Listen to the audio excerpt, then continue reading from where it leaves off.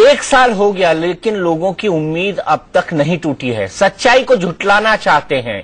अभी भी उनको लगता है कि कोई चमत्कार होगा और उनके अपने घर वापस लौट आएंगे, लेकिन होने को कुछ और ही मंजूर था। इसीलिए 1 साल पहले इतनी बड़ी तबाही हुई और दर्द का एक बहुत बड़ा सैलाब छोड़कर चली गई। हमारे साथ स्टूडियो में ऐसे कई सारे लोग हैं जिन्होंने अपने को खोया है या फिर बचकर आए हैं इस भयानक त्रासदी से। हमारे साथ हमारे कई सारे सहयोगी पूरे देश से जुड़े हुए हैं, जिनके साथ ऐसे सर्वाइवर्स हैं या ऐसे विक्टिम हैं जो इस त्रासदी का शिकार हुए हैं या इस त्रासदी से बचकर निकलकर आए हैं। हमारे साथ इंदौर से इतियाब शेख है, जिनके साथ तमाम लोग मौजूद हैं। ग्वालियर से अफसर हैं, फरीदाबाद से राजीव हैं, अलीगढ़ से रजत राकेश टंडन है, केदारनाथ से हमारे साथ जुड़ेंगे रवि शर्मा। लेकिन सबसे पहले चलते हैं स्टूडियो में आंचल के पास। आंचल। शुक्रिया दीपक। हमारे साथ यहाँ पर भी स्टूडियो में ऐसे लोग मौजूद हैं जो लगातार जब भी अपने दर्द की बात करते हैं तो उनकी आंखें छलक आती हैं। छोटा सा बच्चा जो मुस्कुराता हुआ आप देख रहे हैं ऑरेंज शर्ट में। नितिन है ना बेटा आपका नाम? आपके पापा गए थे केदारनाथ, आपको पता है इस बारे में? इसको तो शायद पता भी नहीं है। आप क्या बताती हैं इसको? आरती जी बताती हैं कि तेरे पापा गए हैं और जल्दी आए हैं, क्योंकि वो अक्सर मेले में जाते तो एक महीने में लौट के आते, तो उसे लगता है कि पापा भी मेले में ही हैं। पर मैंने बोला कि केदारनाथ हैं दर्शन के लिए, जल्दी लौट के आएंगे, इसलिए उसे इतना पता नहीं कि वो आएंगे भी या नहीं आएंगे। लेकिन उम्मीद अभी भी कायम है। ये कौन सा मेला 1 साल के लिए चल रहा है अभी भी? जी उसके लिए तो उसे नहीं पता इस बारे में, लेकिन मैं जानती हूँ ना कि वो वापस आएंगे, कि जैसे और लोगों की उम्मीद बंधी हुई है वैसे मेरी भी बंधी हुई है कि वो वापस आएंगे। आप ठीक से चल नहीं पाती, आपके पति आप ही के लिए दुआ मांगने गए थे? हाँ जी, मेरे पैर में ऑपरेशन हुआ था उदयपुर से, तो प्लास्टर चढ़ा हुआ, तो उन्होंने कहा कि मैं वहाँ जाता हूँ, अगर वहाँ से वापस लौटूंगा शायद केदारनाथ से भोले बाबा पैर ठीक कर दें, तो इसीलिए वो वहाँ चले गए। लेकिन मुझे नहीं पता था कि वो वहाँ से वापस नहीं लौटेंगे। पिछले 1 साल में कोई भी सरकार या प्रशासन ने कोई मदद, कोई राहत की है?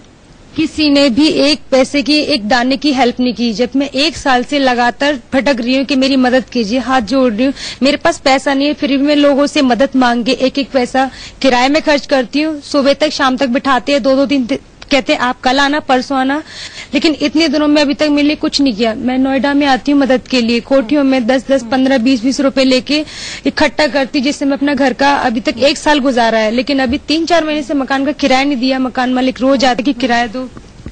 ठीक है, हमारे साथ यहाँ पर 2 और छोटे बच्चे हैं, उत्कर्ष हैं, मानसी हैं। इनके परिवार के 4 लोग गए थे, इनकी मम्मी नहीं आई हैं। उत्कर्ष कहते हैं कि पापा की डांट से इनकी मम्मी इनको बचाती थी। बेटा रात को जब सोते हो कोई लोरी सुनाने वाला नहीं है आपको? नहीं। मम्मा को बहुत मिस करते हो? यस।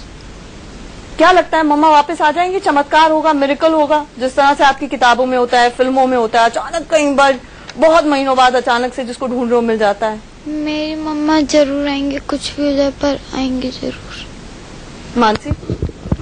हाँ मम्मा आएंगी, और हमने विश्वास अपने ऊपर रख रखा है, उनके ऊपर रख रखा है कि हाँ वो लोग आएंगे, वापस आएंगे, उन्हें कुछ नहीं हुआ है, वो जरूर आएंगे हम लोगों के पास। ये तीनों बच्चे हैं जो सोचते हैं कि इनके मम्मी पापा जरूर आएंगे, लेकिन सर आपको लगता है कि इतनी बड़ी त्रासदी हुई, इसके बाद भी सरकार जागी, कहीं पे भी आपको मदद की?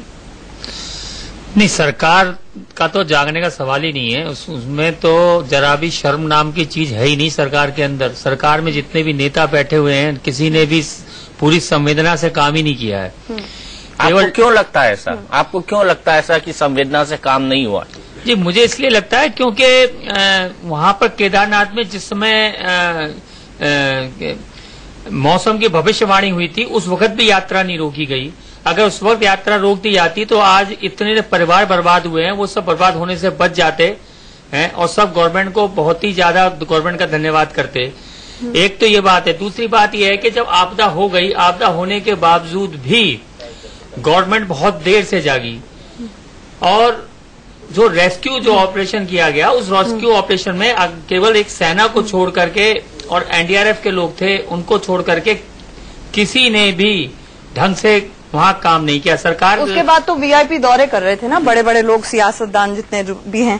नहीं, लेकिन आंचल ये भी बड़ी बात है कि रेस्क्यू ऑपरेशन को सितंबर 2013 में रोक दिया गया और लाशों को निकालने का काम जो है वो भी रोक दिया गया। इसीलिए हम देख रहे हैं कि जंगल चट्टी के इलाके में आज भी वहाँ पे कई सारी लाशें जो है वो निकल रही हैं। नहीं, मीडिया पहले पहुंच गया, नरकंकाल उनको मिल रहे हैं, जबकि सरकार, प्रशासन और तमाम एजेंसीज को नहीं मिले। सोचिए क्या गुजर रही होगी इस परिवार पे जो लगातार अपने हाथ में चिट्स लेके बैठे हुए हैं।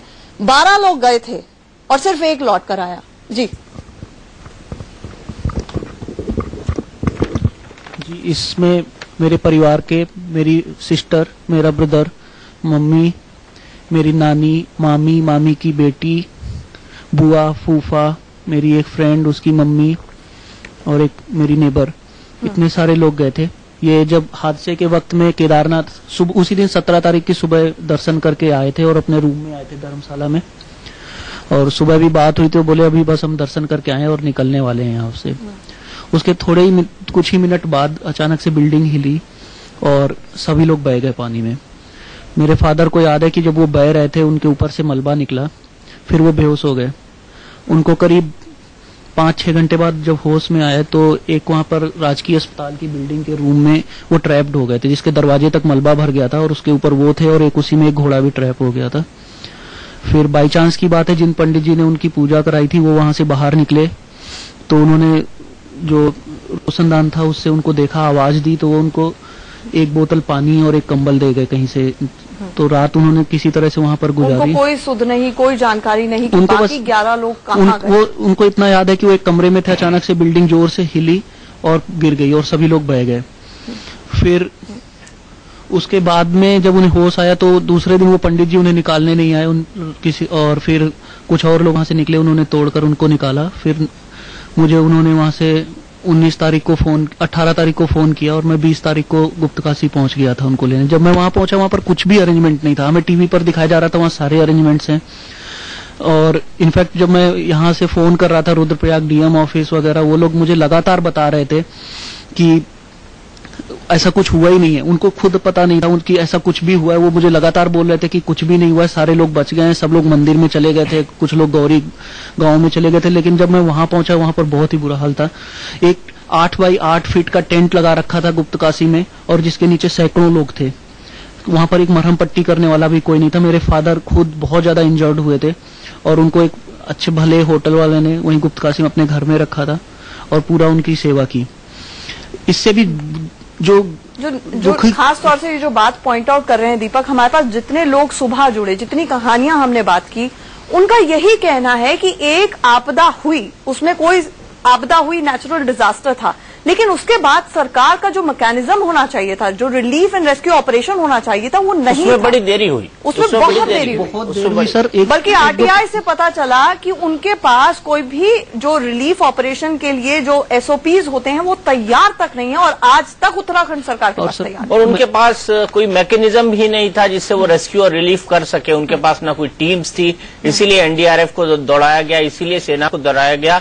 रेस्क्यू और रिलीफ नाम का ना तो वहां पर कोई डिपार्टमेंट है और ना ही वहां पर कोई ऐसा मैकेनिज्म जिसके तहत वो वहां पर काम कर सके। मैं ये जानना चाहता हूं बाकी के 11 लोगों का क्या हुआ जिनको आप ढूंढ रहे हैं? बिल्कुल बताना चाहूंगा सर कि ये 11 लोगों में से मुझे मेरी सिस्टर की जो पहले वहां पर सबसे पहले जो पंचनामा भर के जो उन्होंने संस्कार किया था उसमें मेरी एक सिस्टर भी थी। ये उसका पंचनामा की कॉपी है।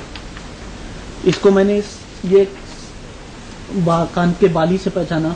ये मैंने उसे वो एक बर्थडे पहले ही मैंने ही गिफ्ट किए थे, मैं उसको तुरंत पहचान गया, वो उसको बहुत अच्छे से पहनती थी। इसके बाद मैं इनको लेने के लिए वहां गया, आज तक मुझे नहीं दिए गए। ये बताइए इस तस्वीर से कौन अपनी सिस्टर को नहीं पहचान पाएगा, या आपको मैं उसकी दूसरी फोटो दिखाऊं कौन नहीं पहचान पाएगा इसको? लेकिन पुलिस वालों ने मुझे बोला नहीं, इसके लिए आपको ऐसे नहीं पहचान होती है, कोई और भी आके कह सकता है। फिर ये फोटो क्यों अपलोड करते हैं उस वेबसाइट पर कि इसके आप पहचान कर लीजिए। 1 साल हो गया इस फोटो को मुझे पहचान किए हुए, लेकिन आज तक किसी ने कोई स्टेप नहीं लिया। तो क्या आपको अंतिम संस्कार करने दिया गया? नहीं करता है। फिर ये फोटो क्यों अपलोड करते हैं उस वेबसाइट पर कि इसके आप पहचान कर लीजिए।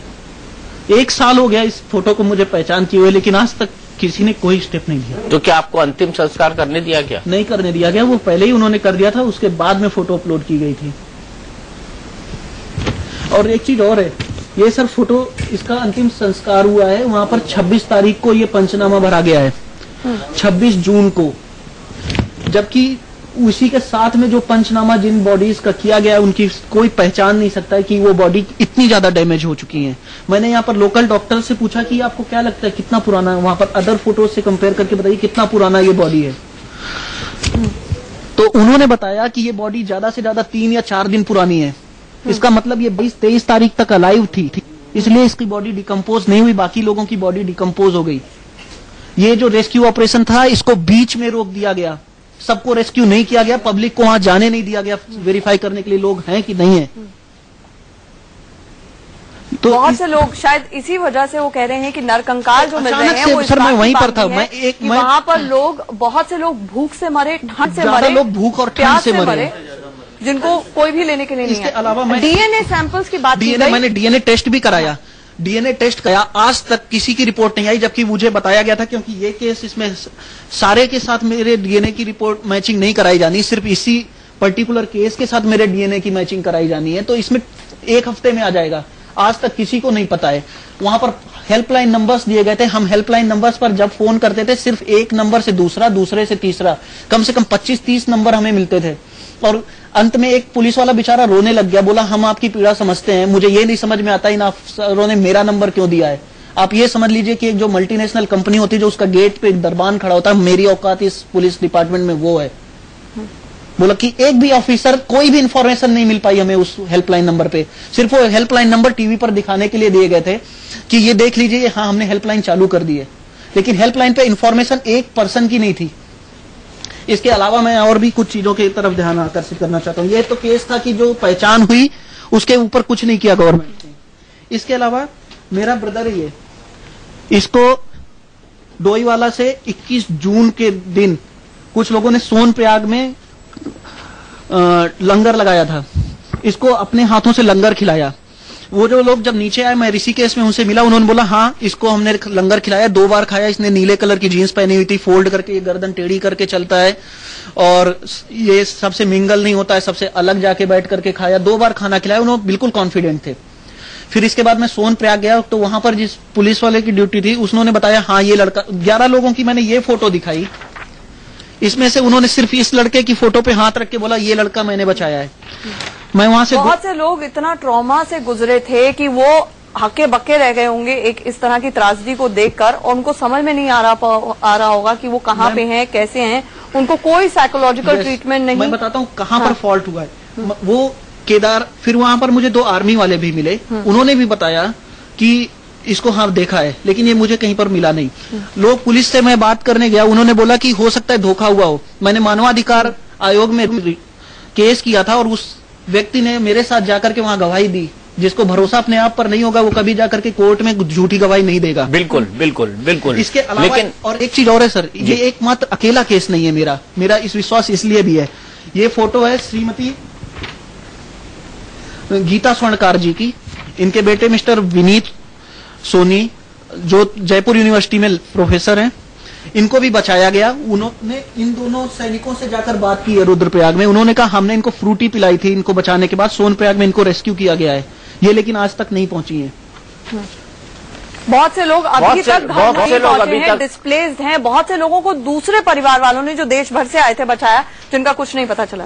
जी बिल्कुल बिल्कुल, हम आपके पास फिर से आएंगे, फिर से हम आपसे बात करेंगे, फिर से हम आपसे बात करेंगे, लेकिन सबसे पहले चलते हैं हम सीधे केदारनाथ। हमारे सहयोगी रवि शर्मा वहां पर गए थे और रवि शर्मा ने अपनी आंखों से वहां पर क्या देखा ये जानने के लिए सीधे चलते हैं केदारनाथ। रवि, आपसे सबसे पहले हम ये जानना चाहेंगे कि कितने सैलानी आ रहे हैं 1 साल बाद, क्या हाल है केदारनाथ का?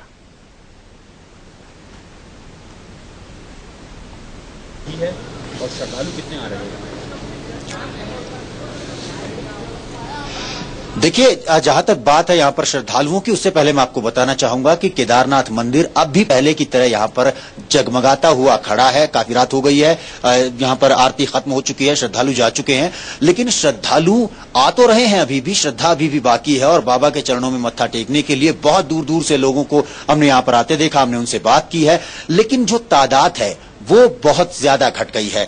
कहाँ पहले यहाँ पर एक दिन में करीब 25,000 तक श्रद्धालु आया करते थे, भक्त यहाँ पर दर्शन किया करते थे, बाबा के चरण छूकर यहाँ पर आशीर्वाद लिया करते थे, पूजा किया करते थे। लेकिन अब जो तादाद है वो महज 500 के करीब रह गई है। बमुश्किल 500 आदमी आ पा रहे हैं। इसकी एक बड़ी वजह जो है वो ये कि अब 14 किलोमीटर की चढ़ाई की बजाय अब 24 किलोमीटर की चढ़ाई हो गई है, यानी करीब करीब दोगुना हो गया है रास्ता और खड़ी चढ़ाई है ये। पहले वाला पुराना रास्ता था, लोग उस पर चलने के आदी थे, रास्ता मजबूत हो चुका था, लेकिन वो रास्ता जिस तरह से पूरी तरह साफ हो गया, बह गया, नामो निशान तक उसका नहीं रहा। प्रशासन ने एक नया रास्ता तैयार किया है और ये पिछले 2 महीने में ये काम भी हुआ है। कच्चा पक्का एक रास्ता है जिसके जरिए यहां तक आया जा सकता है, लेकिन क्योंकि वो रास्ता बहुत करीब दोगुना हो गया है, मुश्किल हो गया है, तो श्रद्धालुओं की संख्या में तो भारी कमी यहां पर आई है। इसके अलावा यहां का मंजर, जो केदार घाटी का मंजर है, अभी अंधेरा ज्यादा हम नहीं दिखा पाएंगे आपको, लेकिन जो आपदा आई थी 1 साल पहले, करीब करीब वैसे ही हालात हैं। जो मकान टूटे हुए थे वैसे के वैसे ही हैं, मलबा पड़ा हुआ है चारों तरफ। मंदिर को साफ कर लिया गया है, सजा दिया गया है, फिर से बाबा की मूर्ति वहां पर स्थापित कर दी गई है, पूजा चालू है, 200 वक्त आरती हो रही है, यात्रा भी खोल दी गई है। लेकिन अगर आप कहें कि पहले वाले केदार के दर्शन जो हुआ करते थे, उनके सामने अभी का जो यात्रा है, इस यात्रा के कोई खास मायने नहीं है। बहुत ही कम लोग आ रहे हैं और पूरी तरह से यहाँ का जो लोकल व्यवसाय इस पर टिका हुआ था वो पूरी तरह से नेस्तनाबूद हो चुका है। पूरी तरह से नेस्तनाबूद हो चुका है। फीका है केदारनाथ यात्रा का माहौल, अगर ये कहा जाए तो गलत नहीं होगा। लेकिन इस वक्त हम सीधे चलते हैं इंदौर, हमारे सहयोगी एहतियाब शेख के पास। एहतियाब, क्या वहां के लोग अपने दर्द को भुला पाए हैं? क्या रियलिटी को, क्या हकीकत को एक्सेप्ट कर पाए हैं? क्या आंसुओं को रोक पाए हैं अपने?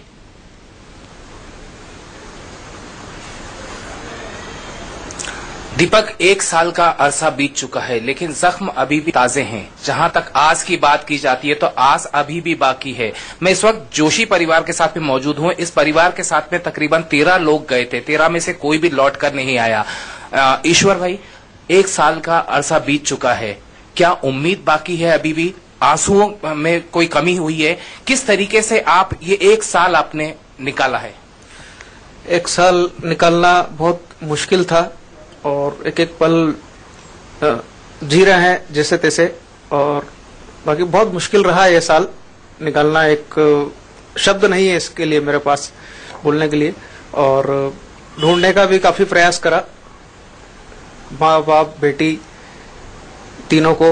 और 13 लोग यहाँ से गए थे 9 तारीख को, 9 जून को यहाँ से निकले थे, और गंगोत्री जमुनोत्री होते हुए गौरीकुंड पहुंचे थे वो 15 तारीख को। 15 तारीख को मेरी आखिरी बात हुई थी उनसे, उसके बाद अभी तक कोई बात नहीं हुई। ढूंढने का प्रयास करा, 3 बार मैं होके आया, 1 बार भाई होके आया, 1-2 बार। 15 दिन में रुका वहां पर, रुद्रप्रयाग से मतलब ऋषिकेश से लेके तो फाटा तक में गया, बाकी कोई सहयोग नहीं मिला। प्रशासन का कोई सहयोग नहीं था वहां पे। बहुत परेशान हुआ, हैरान परेशान होके वापिस इंदौर लौट के आया। बाकी उम्मीद नहीं है, उम्मीद नहीं छोड़ूंगा मैं, और उम्मीद है पूरी की एक न एक दिन आएगी। और खास करके मेरी बेटी का अभी 15 से 20 दिन पहले अभी मालूम पड़ा कि जो बॉर्डर है अपनी इंडिया की बॉर्डर, वहां देखा गया है इसको, मेरी बेटी को, दीपिका जोशी को वहां देखा गया है। तो मेरा दीपक जी से और इंडिया न्यूज से विशेष अनुरोध है, आग्रह है, हाथ जोड़ के विनती है कि जहां भी दिखे मेरी बेटी, जो भी दर्शक देख रहे हैं, उससे अनुरोध है कि इंडिया न्यूज के ऑफिस में तुरंत इन्फॉर्म करें ताकि उसको घर ला सके राजी खुशी। और बाकी शब्द नहीं है। एक उम्मीद थी, एक उम्मीद के साथ में आप लगातार तलाश करते जा रहे हैं। प्रशासन का आपको कैसा रवैया लगा? आपने कहा कि महज सर्टिफिकेट आ गया, सर्टिफिकेट साथ में सिर्फ देखा जाए तो मुआवजा दिया गया। सर्टिफिकेट क्या करेंगे? सर्टिफिकेट 3-3 सर्टिफिकेट आया, उसको क्या करेंगे? मुआवजा को क्या करेंगे?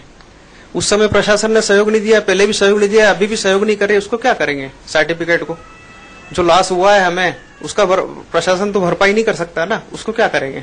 दीपिका, जिसका जिक्र किया जा रहा है, बेहद बेघावी छात्रा थी, 10वीं क्लास की छात्रा थी और तकरीबन 85% मार्क्स के साथ में उसने अपना एग्जाम क्लियर किया था। दीपिका की बहन मेरे साथ मौजूद है, पूजा।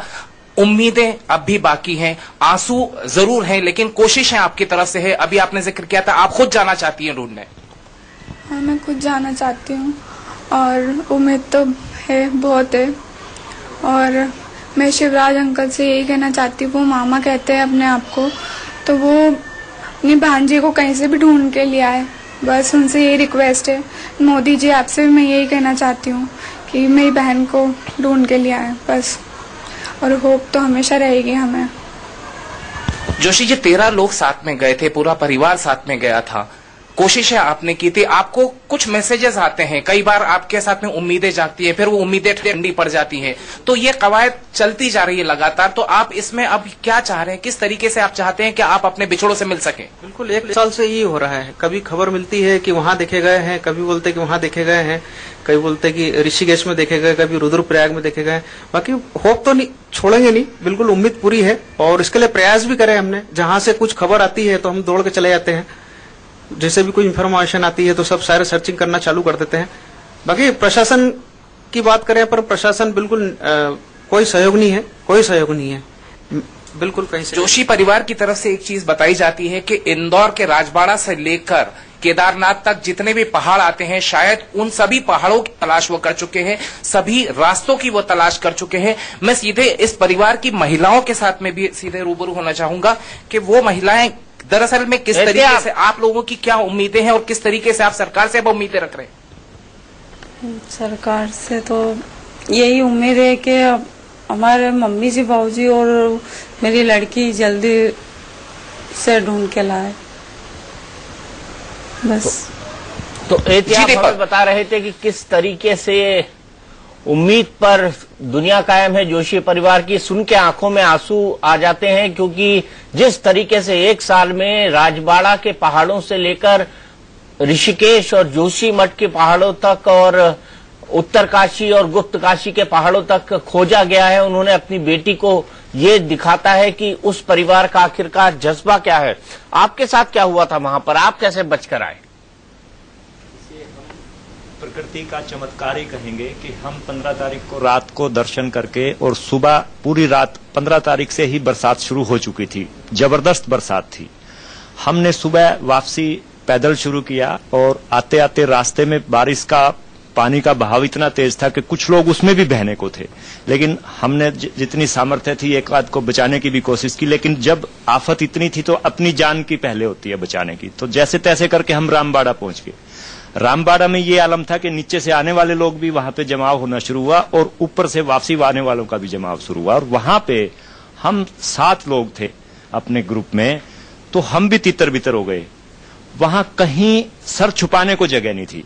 हमने प्रयास किया इतनी तेज बारिश में कि भाई कहीं किसी कोई हमें सेड मिल जाए, कहीं सेड नहीं मिला। लास्ट में मैं एक हॉस्पिटल में गए, वहां सरकारी हॉस्पिटल था, उससे हमने रिक्वेस्ट की कि भाई हमारे साथ एक 11 साल का बच्चा है, 2 महिलाएं हैं, बेटा था ये साथ में, कि भाई हमें थोड़ी सी जगह मिल जाए। उन्होंने कहा यहाँ बीमार और मरीज बहुत हैं, आप कोने में सिर्फ खड़े हो सकते हो।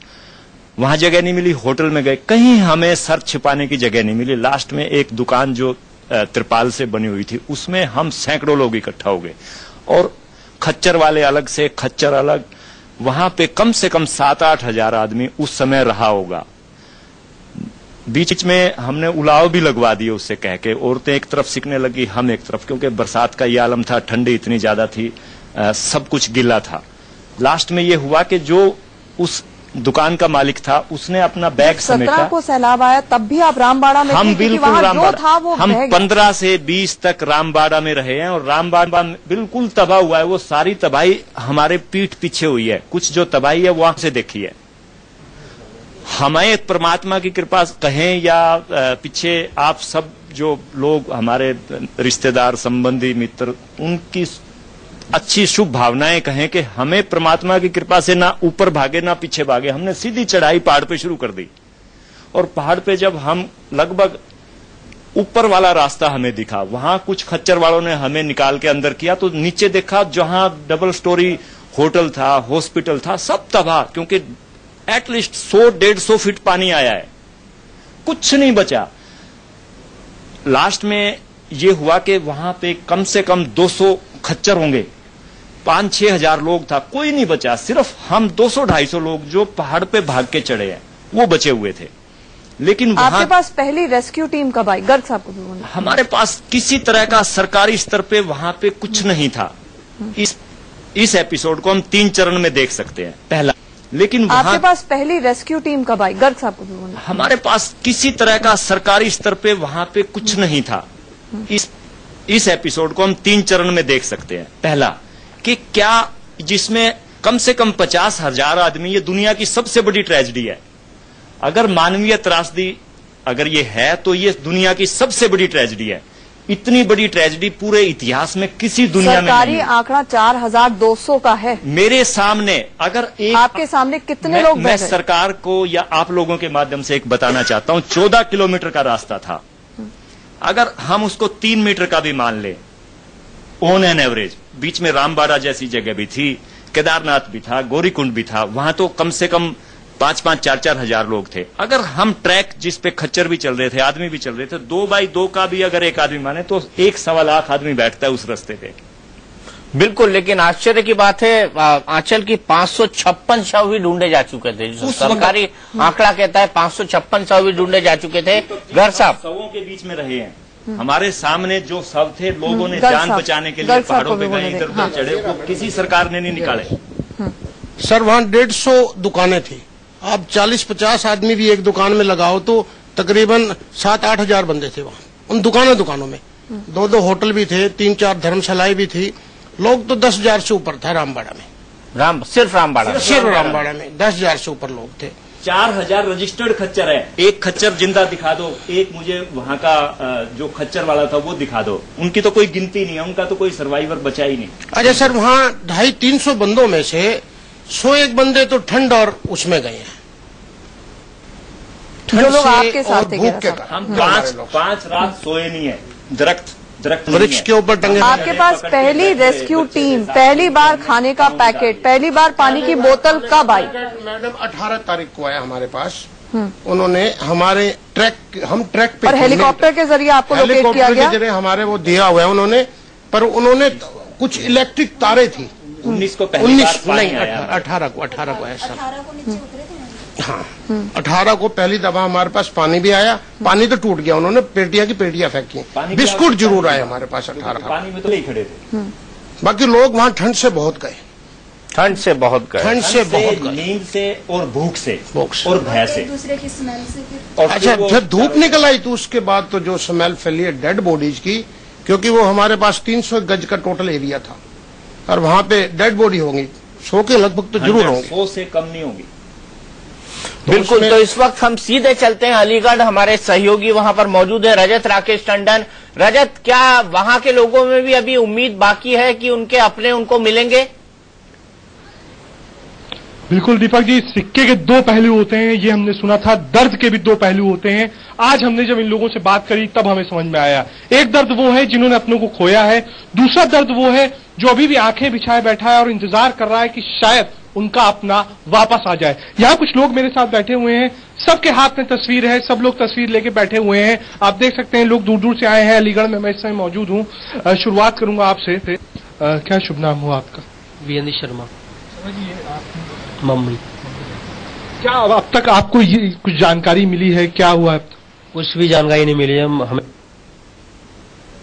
लगता है कोई तकनीकी दिक्कत है। हम अलीगढ़ फिर से चलने की कोशिश करेंगे। ये आप तस्वीरें देख रहे हैं कि जब वहां पर प्रलय आई थी तब किस तरीके से एक के बाद एक बिल्डिंगें टूटने लगी थी, जितनी भी नदियां थी वो उफान पर थी और इस तरह का आलम था अलकनंदा का, भागीरथी का और साथ ही साथ गंगा का, कि कहते नहीं बन रहा था कि वहां पर जो तबाही है वो अंत उसका किस तरीके से होगा। सीधे चलते हैं हमारे सहयोगी राजीव के पास। राजीव इस वक्त हमारे साथ फरीदाबाद से जुड़ रहे हैं। राजीव, फरीदाबाद के लोग क्या कहते हैं, क्या बोलते हैं? क्या उनकी उम्मीद की किरण बाकी है या उनके आंसू भी नहीं सूखे अभी तक? दीपक जी, यहाँ पर जो लोग हैं उनके लिए इतना ही कहा जा सकता है कि मैं क्या भूलना चाहता हूँ जब याद नहीं आता, खुद के घाव खरोंचता हूँ, याद आंसू बनकर बाहर निकल आती है।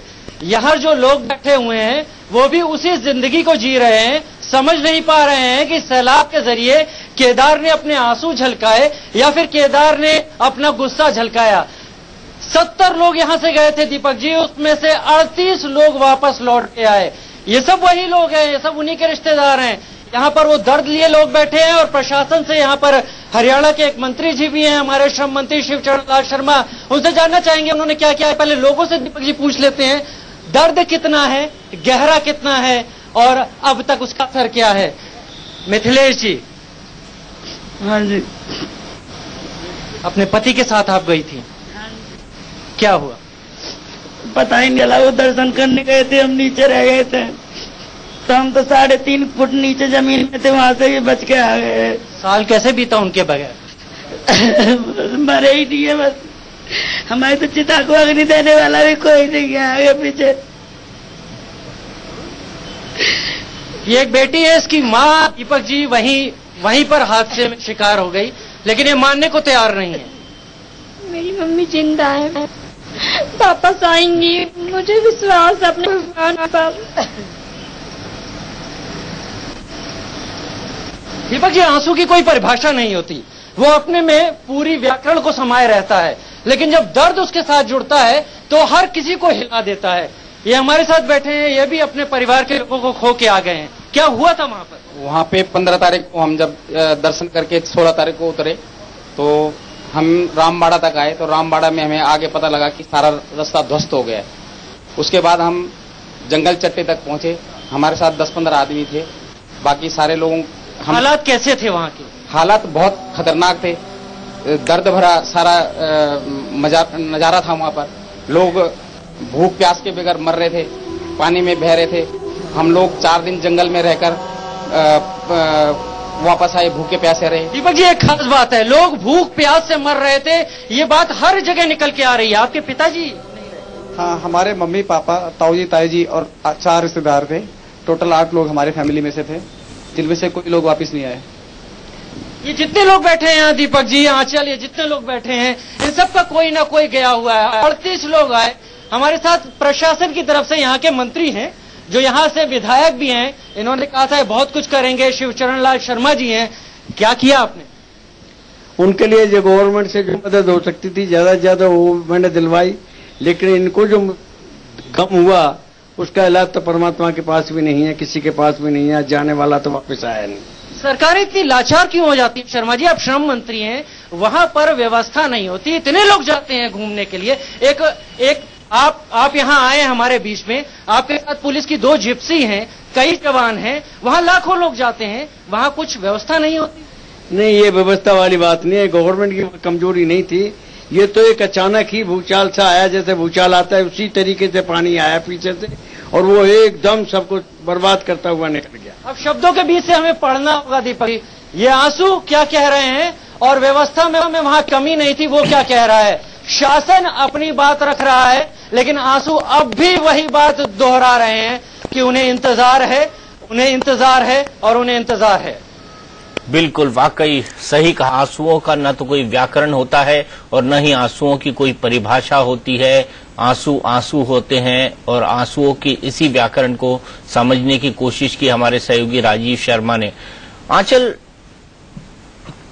कैसी उम्मीद है, कैसा एक आदमी ऋषिकेश से लेकर राजबाड़ा तक अपने परिवार को खोज रहा है, क्या बीतती होगी 1 साल में इन तमाम परिवारों के? इन 2 बच्चों मानसी और उत्कर्ष की जब हम बात करें, पिछले 1 साल से मैंने इनसे पूछा, छोटी सी बच्ची है, जितनी उम्र है इसकी, मम्मी इसकी ड्रेस सिलेक्ट करती थी, सर पे चंपी करना, उसको छोटी सी प्रिंसेस कह के बुलाती थी, लेकिन 1 साल हो गया, उसको रात को कोई सुलाने वाला नहीं है। उत्कर्ष की बदमाशियां, वो कहते हैं होमवर्क नहीं करा पाते, पापा आते हैं। अब इन 2 बच्चों के पास उम्मीद ही एक सहारा है, उसके अलावा कुछ नहीं है। ये फोटो लेकर बैठी रहती है, ये पहले भी आई थी, फोटो लेकर ही बैठी रहती हो, और आज भी उम्मीद कर रही हो कि मम्मा आ जाएंगी। हाँ, आज भी मेरी यही उम्मीद है कि मम्मा जरूर आएंगी और कहीं ना कहीं से जरूर आएंगी मेरी मम्मा, उन्हें कुछ नहीं हुआ। आपने मोदी जी को भी बोला था ना, मोदी जी के लिए भी अपील है ना, बोलिए, क्या बोलना चाहेंगे आप देश के प्रधानमंत्री को? मैं ये बोलना चाहूंगी कि मेरे ही नहीं, उन लोगों के दर्द को समझो जो जिनके साथ ही हादसा हुआ है।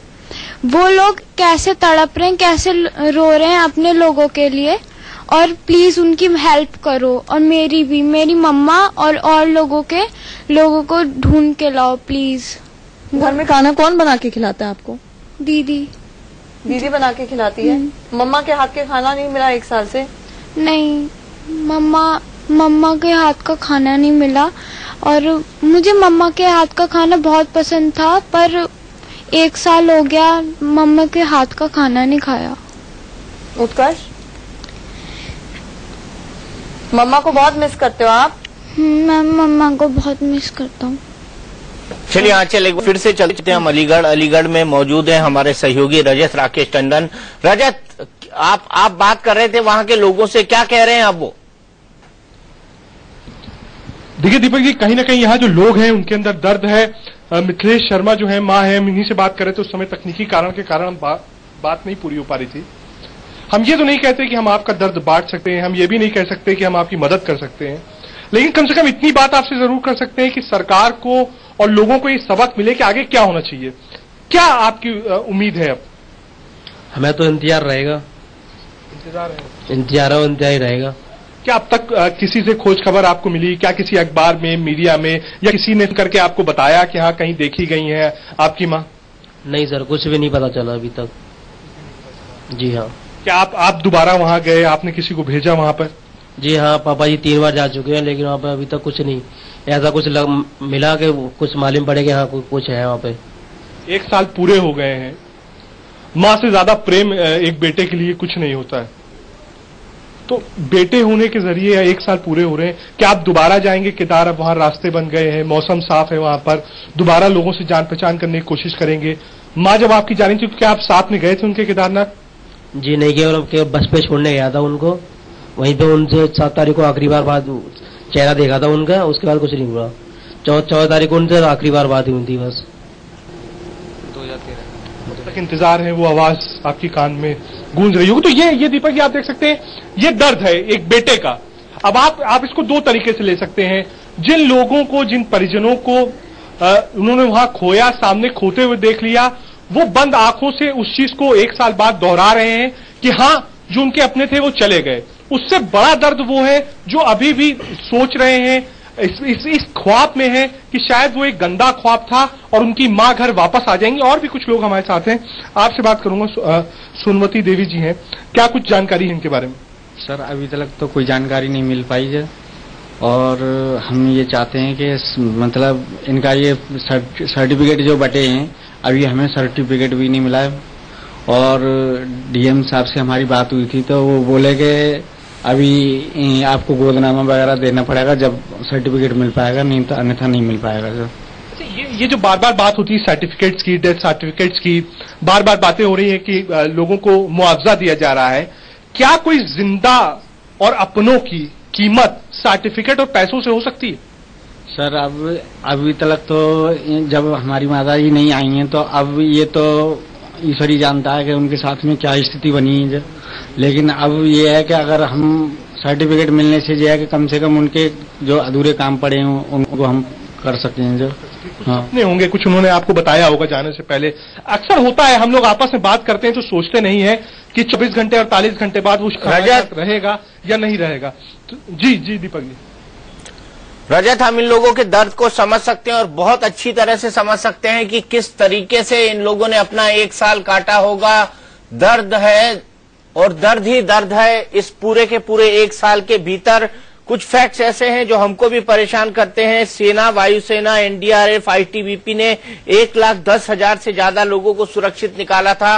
और फिर से वही बात मैं बताना चाहूंगा कि उत्तराखंड सरकार के पास रिलीफ और रेस्क्यू का कोई मैकेनिज्म नहीं था, इसीलिए 3 से 4 दिन तक वहां पर रिलीफ और रेस्क्यू के लिए एनडीआरएफ और सेना को लगाने में जो देरी हुई, उसके चलते भी काफी जिंदगियां खतरे में पड़ गईं। और ये भी अपने आप में एक बहुत बड़ी बात है कि इस तरह के मैकेनिज्म का ना होना ऐसी बड़ी जगहों पर जहां पर इतने श्रद्धालु जाते हैं, कई सारे सवाल खड़े करता है, कई सारे क्वेश्चन मार्क लगाता है। साथ ही साथ जो पंजीकरण की बात कही जा रही थी, जो रास्ते को ठीक करने की बात कही जा रही थी, जो कहा जा रहा था कि वैष्णो देवी की तरह वहां पर केदारनाथ को 1 साल के भीतर बना दिया जाएगा, उसको 4 महीने के अंदर खोल दिया जाएगा, ऐसा फिलहाल वहां पर कुछ दिखाई नहीं पड़ता है, जो अपने आप के अंदर कई सवाल खड़े करता है। सीधे चलते हैं हम हमारे सहयोगी अफसर के पास। अफसर इस वक्त ग्वालियर से मौजूद हैं। अफसर, क्या कहते हैं ग्वालियर के लोग, क्या कहते हैं ग्वालियर के सर्वाइवर्स और क्या कहते हैं ग्वालियर के विक्टिम? दीपक जी, बिल्कुल हम इन्हीं लोगों से बात करेंगे। हमारे साथ तमाम वो परिवार हैं जिनके घर वाले लौटे नहीं हैं। इंतजार किया, बहुत कई महीनों तक ढूंढा उनको, लेकिन बिल्कुल हम इन्हीं लोगों से बात करेंगे। हमारे साथ तमाम वो परिवार हैं जिनके घर वाले लौटे नहीं हैं। इंतजार किया, बहुत कई महीनों तक ढूंढा उनको, लेकिन कुछ भी पता नहीं चला। इन्हीं की जुबानी पूछते हैं। आपके माता पिता गए थे, क्या हुआ, कब आखिरी बार बात हुई थी, उसके बाद कब से बातचीत नहीं हुई, कैसे ढूंढा, क्या किया? उनसे आखिरी बार जो बात हुई थी वो 15 तारीख को हुई थी, और उनसे जो बात हुई थी वो गौरीकुंड पर थे, तब उनसे बात हुई थी। तो उनका कहना था कि हम यहाँ गौरीकुंड पर हैं और यहाँ से अब केदारनाथ जी के दर्शन के लिए जा रहे हैं। और उनसे उसके बाद फिर हमने जब शाम को फ़ोन लगाया तो उसके बाद से फिर फ़ोन नहीं लगा। फिर हमने कई दिनों तक फ़ोन लगाया, सुबह भी लगाया 16 तारीख को, शाम को भी लगाया, लेकिन फिर टीवी चैनलों के माध्यम से जैसा पता चला कि उत्तराखंड में बाढ़ आ गई है, तो वहाँ जैसी जानकारियाँ, राहत केंद्रों के जो नंबर वगैरह थे उन पर हमने जानकारियाँ की कि शायद हमारे जो लोग हैं वो कहीं बचाव कार्य में या कैसे किसी को मिले हों, तो कोई जानकारी लगे। तो 17 तारीख तक हमें कोई जानकारी नहीं लगी। फिर उसके बाद हम लोग यहाँ से ढूंढने के लिए भी गए, कुछ लोग वहाँ जाकर हमने हरिद्वार में, देहरादून में और ऋषिकेश में, जहाँ पर वो लोग यात्रियों को ला रहे थे, उनसे जाकर पूछा और वहाँ जानकारियाँ भी की, लेकिन वहाँ भी कोई जानकारी नहीं लगी। वहाँ जो हॉस्पिटल्स थे जहाँ पर लोगों को लाके कुछ इंजरीज वगैरह हो गई थी, तो उन लोगों को जहाँ भर्ती कराया जा रहा था वहाँ के जाके हर हॉस्पिटल में जाके तलाश किया। जिस अधिकारी से वो बताते कि यहाँ जाके मिले, वहाँ से कोई जानकारी लगेगी, उन अधिकारियों से मिले, लेकिन कोई सूचना नहीं मिल पाई। उसके बाद भी फिर 1.5-2 महीने तक करीब वहाँ उनको ढूंढने के लिए गए, वहाँ के हर जिले में और जहाँ पर थानों में जहाँ तक पहुँच सके, जहाँ तक रास्ता सही था वहाँ जाकर उनकी जानकारियाँ भी दी कि फोटो देकर आए कि अगर किसी को जानकारी लगे तो वो हमें संपर्क करें, लेकिन ना तो वहाँ से कहीं कोई जवाब आया, और जो हमने ढूंढा उसमें भी। सबसे बड़ा अफसोस और सबसे बड़ी बात जो सभी लोग कह रहे हैं कि जो हेल्पलाइन नंबर्स दिए गए थे वहां से कोई सॉल्यूशन नहीं मिला। वहां पर जाने के बाद कोई बताने वाला नहीं था, कोई अटेंड करने वाला नहीं था। कहीं ना कहीं एक प्राकृतिक आपदा तो आई, लेकिन जो सरकार को करना चाहिए था वो नहीं किया उन्होंने। बिल्कुल सही बात है, सरकार को जितना करना चाहिए था उतना नहीं किया। केवल नाम मात्र के लिए हेल्प सेंटर बना देने से कुछ नहीं होता है। आज जानकारियां भी सही उपलब्ध हों, वहाँ एक बार नाम लिखा हो तो उसके बाद जब दूसरी बार फोन करो तो वो फिर कहते थे कि आप अपना नाम नोट करा दें, जो लोग मिसिंग हुए उनके नाम बता दें। कम से कम 10-12 बार तो यही हुआ कि अलग अलग जगह पर नाम नोट कराए, फिर वो उसका फिर दोबारा बात की। बिल्कुल हम आपकी तकलीफ समझ सकते हैं। सबसे बड़ी बात कि आपके भाई वहाँ पर गए थे, वो लौटे नहीं हैं, तो क्या अभी भी उम्मीद है कि वो लौटेंगे? मेरे भाई जो वहाँ गए थे, मैं खुद उन्हें देखने के लिए गया था, और मैं ऋषिकेश, हरिद्वार और जो हेलीपोर्ट पे जो बनाया गया था वहाँ भी हम लोगों ने ढूंढा गया। जो यात्री आ रहे थे उनको उन्होंने भी पूछ रहे थे कि ये अपना फोटो दिखा के कि ये व्यक्ति आपको दिखे, तो क्या उम्मीद है अभी भी कि वापस? ये भी उम्मीद है। आज भी हमने अभी तक अपने परिजनों जो हमारे गए हैं लापता हुए, उनको हमने अभी श्रद्धांजलि नहीं दी गई है और नहीं उनके चित्र पर हमने फूल चढ़ाए गए। आपके परिवार से भी लोग नहीं है, आप तो उम्मीद करती हैं कि अब आएंगे? हाँ, उम्मीद तो हमको अभी भी यही लगती है कि शायद वो हैं कहीं पे, लेकिन अब कुछ बता नहीं सकते। जब से वो गए तो हमने ये भी नहीं मान पाया कि वो हैं कि नहीं है। जब रोने के दिन थे तब भी नहीं रो पाए हैं। उनका यही पता नहीं है कि कौन सी तारीख को क्या हुआ था, और ना हमको ये जानकारी है कि वो अभी भी शायद कहीं हो या ना भी हो, तो हम कुछ नहीं कर सकते। और दीपक जी सबसे बड़ी बात हम आपको एक बात बताना चाहेंगे जो सुनकर के बहुत अफसोस होता है। ये लड़का जो हमारे साथ यहाँ पर है, जब आपके माता पिता गए थे, इनके माता पिता वहां गए और जिस दिन त्रासदी हुई उसके बाद कुछ भी खबर नहीं मिली, और जब खबर मिली कि शायद वो नहीं है तो इनकी बहन, ये इनकी अपनी बहन की तस्वीर कराए हैं, इन्होंने उसमें सुसाइड कर लिया। इन्हें वो तकलीफ बर्दाश्त नहीं हुई। आप बताइए कि जब आप लोगों को मालूम हुआ, आपकी बहन ने सुना, क्या हुआ था उस वक्त? मेरी बहन जब से सुना था, उनने खाना पीना छोड़ दिया था, काफी सदमे में आ चुकी थी। और 28 तारीख को दिन में ये उनको बहन को मेरे को ऐसा लगा था कि अब पापा मम्मी वापस नहीं आएंगे, तो उन्होंने सुसाइड कर लिया।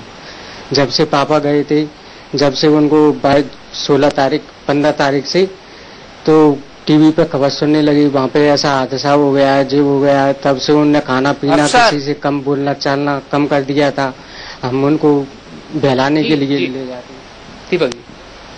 अफसर, दर्द भरी कहानियां हैं और वाकई ये दर्द भरी कहानियां हिला देती हैं एक साल बाद सबको। केदार के हजारों दर्द, ये हमारी खास पेशकश चलती रहेगी, लेकिन फिलहाल वक्त है एक ब्रेक का। केदार के हजार दर्द, हमारी एक खास पेशकश जारी है। हमारे साथ हमारे कई सहयोगी जुड़े हुए हैं, केदारनाथ से सीधे जुड़े हुए हैं हमारे एडिटर क्राइम रवि शर्मा, अफसर जुड़े हुए हैं हमारे साथ ग्वालियर से एहतियाब शेख, इंदौर से, फरीदाबाद से राजीव, अलीगढ़ से रजत राकेश टंडन, और साथ ही साथ हमारे साथ जुड़े हुए हैं स्टूडियो में कुछ सर्वाइवर्स और कुछ ऐसे लोग जो अभी भी अपने को खोज रहे हैं। और मेरे साथ मेरी को एंकर हैं आंचल आनंद, जो उन तमाम लोगों से बात कर रही हैं जो जिनके जख्म अभी तक भर नहीं पाए हैं।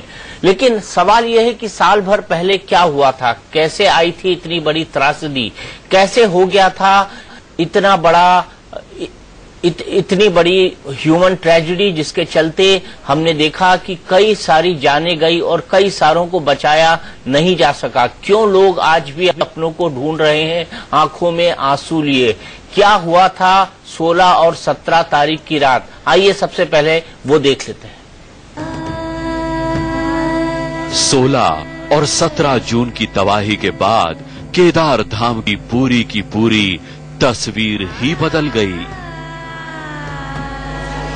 भक्तों से भरे रहने वाले केदारनाथ मंदिर ने बर्बादी का साक्षात तांडव झेला।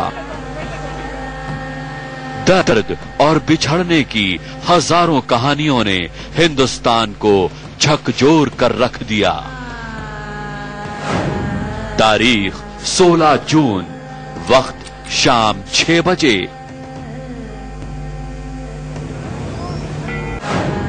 तारीख 16 जून, वक्त शाम 6 बजे। ये तस्वीर बिल्कुल उसी वक्त की है। केदारनाथ में झमाझम बारिश हो रही थी। आसमान में रुक रुक कर तेज रोशनी दिख रही थी। एकाएक मंदाकिनी ने अपना रास्ता बदला। ये सब देखने के बाद भी लोगों को आने वाली तबाही का अंदेशा नहीं था।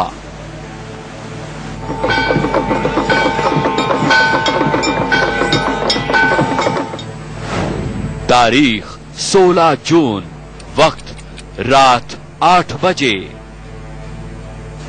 केदारनाथ मंदिर में शिव के ज्योतिर्लिंग की आरती खत्म होने वाली थी। ठीक उसी वक्त मंदिर से 3.5 किलोमीटर दूर गांधी सरोवर झील लबालब भर चुकी थी।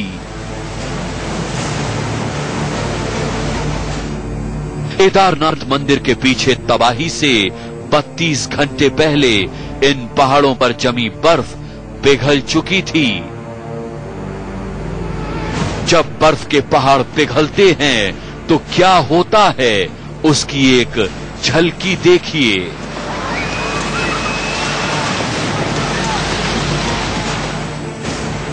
चोराबारी ग्लेशियर की बर्फ और 3 दिनों से हो रही बारिश ने आखिरकार अपना विकराल रूप दिखा दिया। गांधी सरोवर फट गया।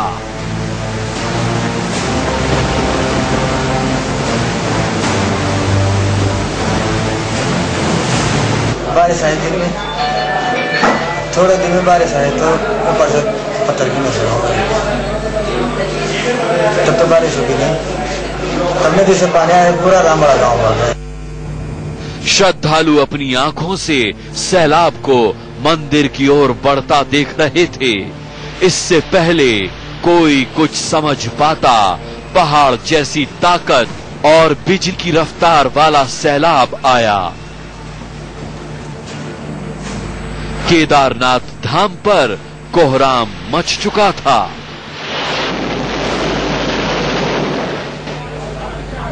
मौत के मुहाने पर खड़े भक्त अपनी जान बचाकर भागे। कोई मंदिर के गर्भगृह की ओर दौड़ा। बड़े बड़े पत्थरों से बचने के लिए किसी ने नदी में ही छलांग लगा दी। जब बाढ़ आई तो दोनों तरफ से आई और लोग भगदड़ में इधर उधर भागे।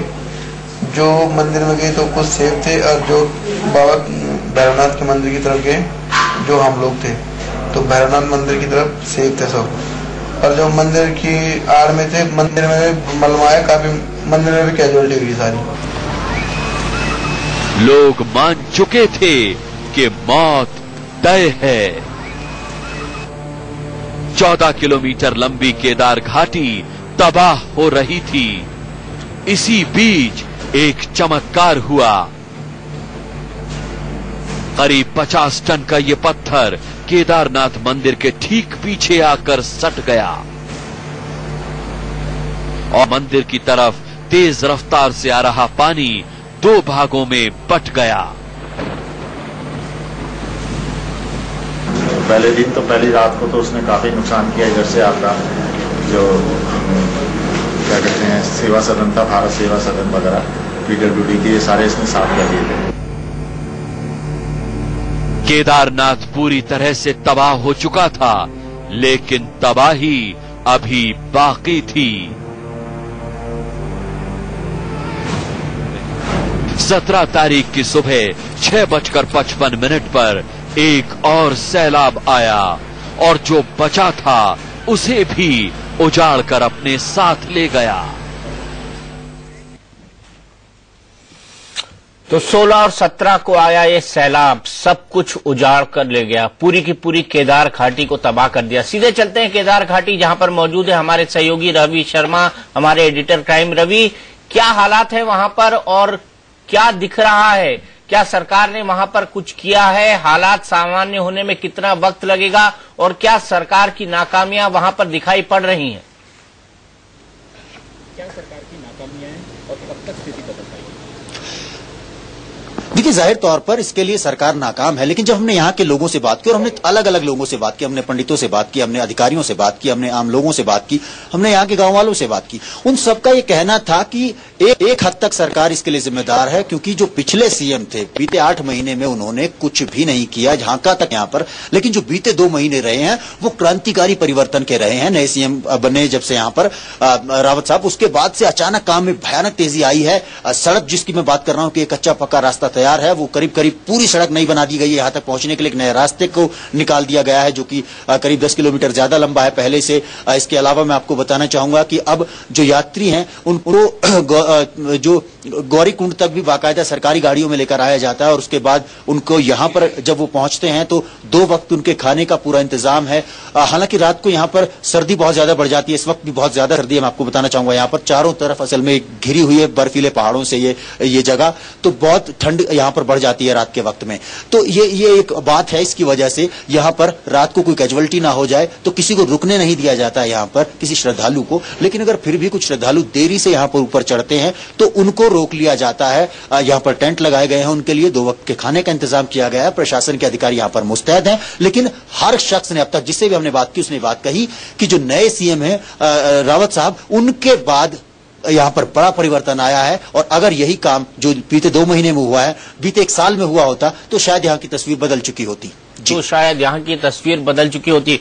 रवि, हम फिर आएंगे आपके पास। सीधे चलते हैं फरीदाबाद, जहां से हमारे साथ राजीव शर्मा मौजूद है। राजीव, आपने कहा कि आंसुओं का कोई व्यापन नहीं होता, लेकिन आंसुओं की भाषा जरूर होती है, और क्या कह रही है भाषा इस वक्त फरीदाबाद में जब 1 साल बाद लोग अपनों को याद कर रहे हैं? कुछ बहुत अच्छा तो नहीं कह रही है दीपक जी आंसुओं की भाषा। एक बार उम्मीदों की घुटन में जी के देखा जाए, उम्मीदों की घुटन को साल भर देखा जाए तो समझ में आता है कि कैसे जीवन को आगे बढ़ाया जाता है। सर्टिफिकेट से कुछ नहीं होता दीपक जी, किसी भी तरह की चीजें नहीं होती। हेलीकॉप्टर पैकेट फेंक देता है, हेल्पलाइन कहती है आप कतार में हैं, लेकिन आंसू कतार नहीं देखते। आंसू जो कुछ भी होता है सीधे सामने साफ गोई से रख देते हैं। मैं सबके पास जाऊंगा, प्रशासन शासन की तरफ उनसे भी बात करूंगा। पहले लोगों से एक एक करके बात करता हूं। ये महिलाएं हैं, उस घर से जुड़ी हैं जिस घर में न किसी की किसी का इंतजार था, किसी की याद थी? किसका इंतजार था आपको? हमारे पड़ोसी गए थे, मामा जी वगैरह सारे गए थे, हम बहुत सारे जन गए थे वहाँ पे। अब तो जो पड़ोसी गए थे मामा जी के यहाँ पास, वो तो आए नहीं अभी तक। मिथिलेश जी, कैसे चला पा रही हैं आप अपना घर? बस कैसे भी नहीं चला पा रही। मुझे तो अपने पति का इंतजार है, किसी को भी कहीं दिखे तो मुझे बताया, कुछ भी तो बताया, अच्छा बोला जो भी हुआ है। आप गई थी तो कब गई थी, क्या कुछ बताइए? 8 जून को गए थे हम यहाँ से, यमुनोत्री और गंगोत्री की यात्रा कर ली थी, फिर हम केदारनाथ में पहुंचे थे। 15 तारीख को 4 बजे वो ऊपर चले गए थे, मैं नीचे सीतापुर में रह गई थी। वो कब था जब आप उनसे अलग हुई?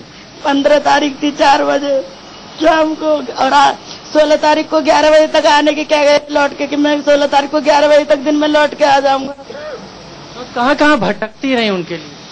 हर जगह जाते हैं, कम से कम नहीं तो 100 बार तो हरिद्वार हुआ है हम जब से 1 साल में, और वहाँ केदारनाथ पे भी देख के आ गए 1 बार सारे में। अभी घर की क्या हालत है?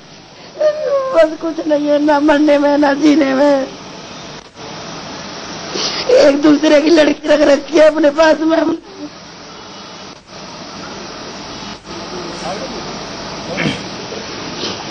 कोई मदद की आप? वहाँ पे तो हमारी किसी ने मदद नहीं करी, बस जवानों ने बताया था कि नहीं हमने हेलीकॉप्टर में बिठाया है, और किसी ने कहा था कि हमने जंगल चट्टी में देखा है तो गए, देखा था तो कहाँ चले गए, हेलीकॉप्टर में बिठाया तो कहाँ गए ये। आप अकेली हैं परिवार में कि बच्चे भी?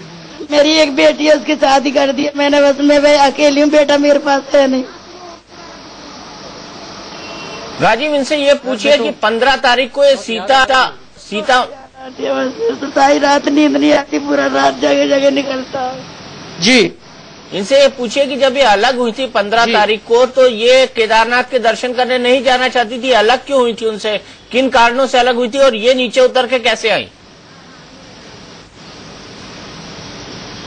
आप 15 तारीख को जब अलग हुई थी पति से, तो क्या आप केदारनाथ दर्शन करने नहीं जा रही थी या वापस? किन कारणों से अलग हुई? मेरे पे इतना चला नहीं जाता था, मैं यहाँ से मना करके गई थी कि मैं 14 किलोमीटर की चढ़ाई पर नहीं जाऊंगी और हर जगह दर्शन करूंगी, तो मैं इसीलिए अलग हो गई थी उनसे। मैंने तो उनसे भी मना किया था, आप मत जाओ, तो कह रहे नहीं मैं तो बाबा के दर्शन करके आऊंगा, यहाँ पे आया हूँ। तो मेरे साथ एक छोटी मेरी बेटी की बच्ची भी गई थी, तो उसने मुझे बचा लिया, कह रही नानी ऊपर चलो, यहाँ हम मर जाएंगे या कोई नहीं बचेगा।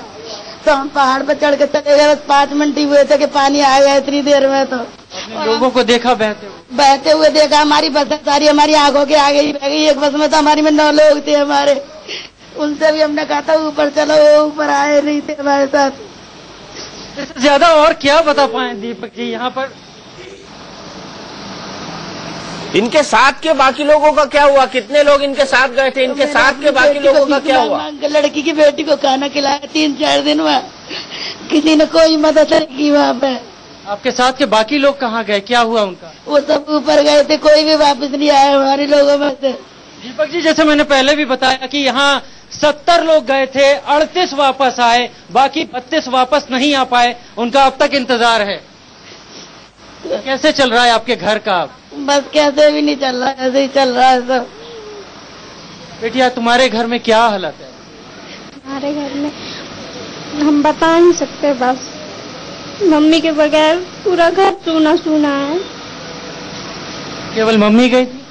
हाँ जी। कब तक इंतजार करती रही तुम उनका? जब तक उनका कुछ पता नहीं चलेगा। अभी उम्मीद है? हाँ जी बिल्कुल। अगर कोई कहता है तुमसे कि वो अब नहीं रही दुनिया में, तो ऐसा हो ही नहीं सकता है वो। आपका? हमारे पड़ोसी गए थे लड़की के ससुराल के यहाँ से, 5 बंदे गए थे, 5 में से 1 भी नहीं आया है। घर का ताला लगा के गए, ताला ही लगा पड़ा है। दीपक जी, कहानी यहाँ करीब करीब सभी बैठे लोगों की है।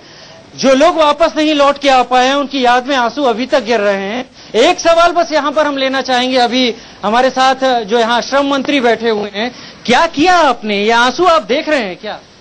जो आंसू इनके निकल रहे हैं वही आंसू मेरे निकल रहे हैं, क्योंकि मेरा एक परिवार था। सबसे ज्यादा नुकसान मेरी विधानसभा क्षेत्र का हुआ है। 38 आदमी फरीदाबाद जिले के थे। घर में खाने को कुछ नहीं है, एक जगह का प्रशासन शासन फेल हो जाता है।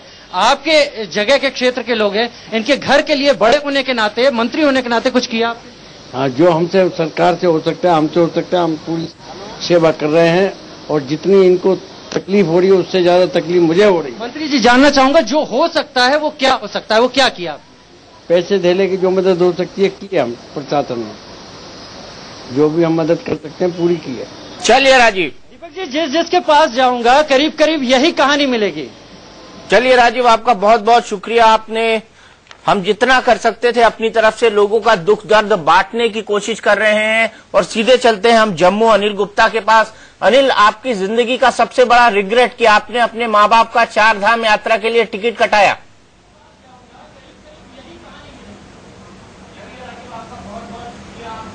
जी बिल्कुल बिल्कुल।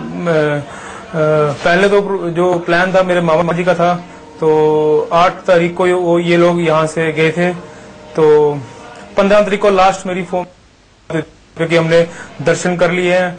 अब 16 तारीख को हम उतराई करेंगे और बस दर्शन अच्छी तरह कर लिए हैं। रिग्रेट यही रहेगा लाइफ का कि मैं ही एक सोर्स बना इस इंसिडेंट का। मेरे से बदकिस्मत बंदा बेटा कोई नहीं होगा, मैं ही एक ऐसा बेटा होगा कि जो सोर्स बना अपने माँ बाप के इस तरह ये सही होने का। और दीपक जी, मुझे आपके माध्यम से सिर्फ एक बात पूछनी है इस प्रशासन से। अगर मीडिया वहां पहुंच सकता है, वहां डेड बॉडीज देख सकता है, 1 साल हो गया, इन्होंने कह दिया हमने यात्रा शुरू कर दी है, हमने रास्ता बना दिया है, हमने ये कर दिया, हमने वो कर दिया, लेकिन जो बेसिक चीज है वो तो ये नहीं कर पाए ना। आप कंपेंसेट कर रहे हो किसी को लाखों रुपए, 3 लाख रुपए दे रहे हो, 4 लाख रुपए दे रहे हो, वो कंपेंसेशन क्या करेगा बेटा, क्या करेगी एक बेटी क्या करेगी अगर आप उनके माँ बाप।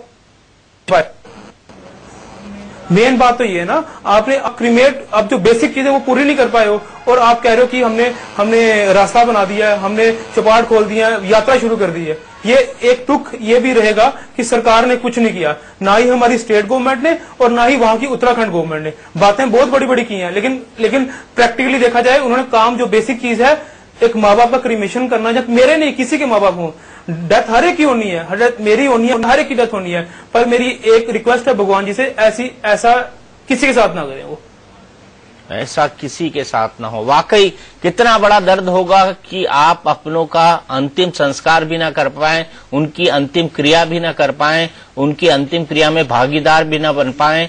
लोग कहते हैं कि घर में जब औलाद आती है, बेटा या बेटी आती है, तो कम से कम आखिरी क्रिया तो नसीब होगी, ले पाएं, उनकी अंतिम क्रिया में भागीदार भी ना बन पाएं। लोग कहते हैं कि घर में जब औलाद आती है, बेटा या बेटी आती है, तो कम से कम आखिरी क्रिया तो नसीब होगी, लेकिन वो लोग कितने बदनसीब हैं जो अपनों की आखिरी क्रिया भी नहीं कर सके इस उत्तराखंड की केदारधाम की त्रासदी के बाद। मैं आपसे जानना चाहूंगा, आप बता रहे थे कि आपको अपनी बहन की अंतिम क्रिया करना नसीब नहीं हुआ, तो आप इसके लिए किसको जिम्मेदार मानते हैं? मैं वहां के प्रशासन को जिम्मेदार मानता हूं। इनफैक्ट अगर सही समय पर सही स्टेप लिए होते तो शायद मेरी बहन की अंतिम क्रिया करने की जरूरत ना होती, वो मेरे घर पे मेरे साथ होती। क्योंकि जैसी कि उसकी फोटो में दिखता है, उसकी डेथ 17 तारीख को नहीं हुई थी, ये कंफर्म है। क्योंकि अगर हम कंपेयर करें उस 26 तारीख को जो बाकी क्रिया जिन लोगों की गई और उसकी बॉडी की जो फोटोग्राफ कंपेयर करें, वो बिल्कुल भी डिकम्पोज नहीं हुई थी। तो इसका मतलब है कि वो काफी दिन तक उसकी सांस चलती रही, जिस वजह से उसकी बॉडी सही सलामत रही काफी दिनों तक। इसके अलावा वहां पर बहुत, जैसे अभी कोई बोल रहा था कि वहां पर मेरे फादर का पैर में फ्रैक्चर भी हो गया था, उनको फाटा से हेलीपैड से एम्बुलेंस में लाया गया, एक आश्रम के गेट पर छोड़ दिया गया और करीब वहां से ऊपर मैं गया जब, तो वहां कम से कम 40 सीढ़ियां थी और वो फ्रैक्चर के साथ उसके ऊपर उन्हें जाना पड़ा, उसके दरवाजे पर छोड़ करके उनको ऐसे चले गए। तो ऐसी बहुत सारी चीजें हैं। वो तो ठीक है जो हो गया और प्रशासन की डेफिनेटली उसमें कमी रही, लेकिन आज की डेट में जो लोग अभी भी जिनके होने के देखने जाने की संभावना है, मैं इस तरह से जस्ट 30 सेकंड लूंगा आपके और ऐसे सारी चीजों को सबकी फोटो एक बार दिखाना चाहूंगा। और जितने भी लोग इंडिया न्यूज इस समय देख रहे हैं उनसे मेरी यही अनुरोध है कि अगर इनमें से किसी को भी कहीं पर भी देखा हो तो जरूर आपके चैनल के माध्यम से सबको सूचित करें, क्योंकि ये एक उम्मीद के दम पर हमारा एक एक दिन गुजर जाता है। हमारे जिंदगी 1 साल से वहीं की वहीं ठहरी हुई है। फोटो दिखा दीजिए जी। ये मेरे भाई की फोटो है, ये मेरे भाई की फोटो है। इसको बहुत सारे लोगों ने देखे जाने की बात कही है, लेकिन ये अभी तक हमारे पास नहीं पहुंचा है। ये अभी आज ही मुझे मिले एक लोग, उनके बेटे की फोटो है। ये पैर में इसके पट्टी बंधी हुई है, 3 जुलाई की ये सोनप्रयाग की फोटो है। ये अभी तक घर नहीं पहुंचा है।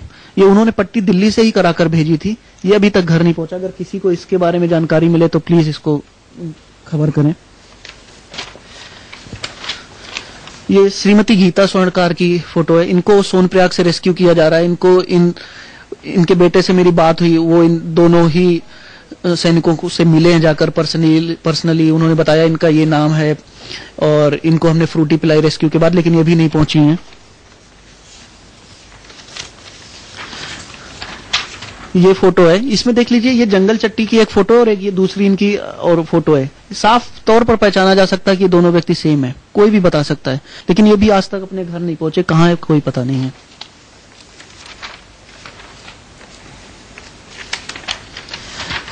ये फोटो है शिवांगी शर्मा की, दिल्ली की रहने वाली हैं। इनके पिता का नाम श्री महेंद्र शर्मा है। इन्होंने 18 जून को अपने घर पे अपने फादर से बात की कि मैं सही सलामत हूं। इनके चाचा और चाची साथ में गए हुए थे। चाचा और चाची इन्होंने बताया कि वो नहीं मिल रहे हैं, उनकी डेथ हो गई है। चाची की डेथ बॉडी मिल गई थी इनको और बोला कि चाचा का पता नहीं चल रहा है, लेकिन ये आज तक घर नहीं पहुंची हैं। बिल्कुल, मैं आपको यहीं रोकूंगा क्योंकि मेरे पास वक्त इतना ही है। मुझे एक बार फिर से केदारनाथ चलना है रवि के पास। रवि, 1 साल कम नहीं होता, आखिरकार 1 साल में केदार में कितना कुछ बदल गया है? कितना बदल गया है केदार?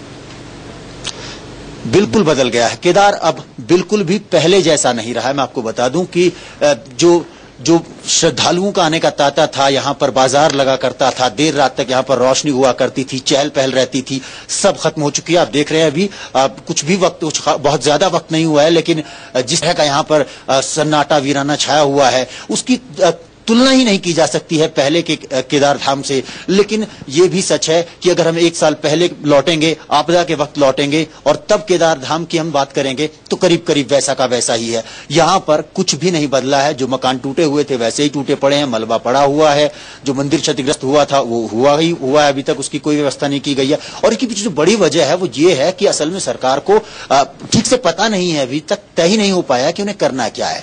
अगर जो भारी तादाद में मलबा पड़ा हुआ है जो कि करीब 10 फीट के करीब तक है, अगर उसको हटाने की कोशिश की जाती है तो ब्लास्ट करने होंगे, कई तरह की दिक्कतों का सामना आएगा। इसके अलावा जो यहाँ के स्थानीय लोग हैं, जिनके यहाँ पर घर हैं जो टूट गए थे उसके अंदर, उनके और सरकार के बीच भी एक तरह की टसल चल रही है। सरकार चाहती है कि उनके मकान बना दिए जाएं और सारे मकान उनको बनाकर दे, लेकिन वो चाहते हैं कि वो खुद अपने मकान बनाएं। वैकल्पिक जमीन देने की व्यवस्था चल रही है। तो एक लंबी बातचीत है जिसका कोई हल नहीं निकल रहा है। उसकी वजह से अब तक कोई नतीजा यहाँ पर नहीं निकल पाया है और केदार धाम जो है अब एक सुनसान, सन्नाटा और वीराना यहां पर रहता है। तो सुनसान, सन्नाटा और वीराना उस केदार धाम में जहां पर हर वक्त चहल पहल रहती थी, हर वक्त घंटी और शंख की आवाज सुनाई पड़ती थी। केदार हजार दर्द में इतना ही। कहते हैं वक्त सब कुछ भुला देता है, लेकिन 1 साल बाद अभी भी लोगों के जख्म नहीं भरे हैं। हमारे इस खास पेशकश में इतना ही। इंडियन न्यूज पर खबरों का सिलसिला लगातार जारी है।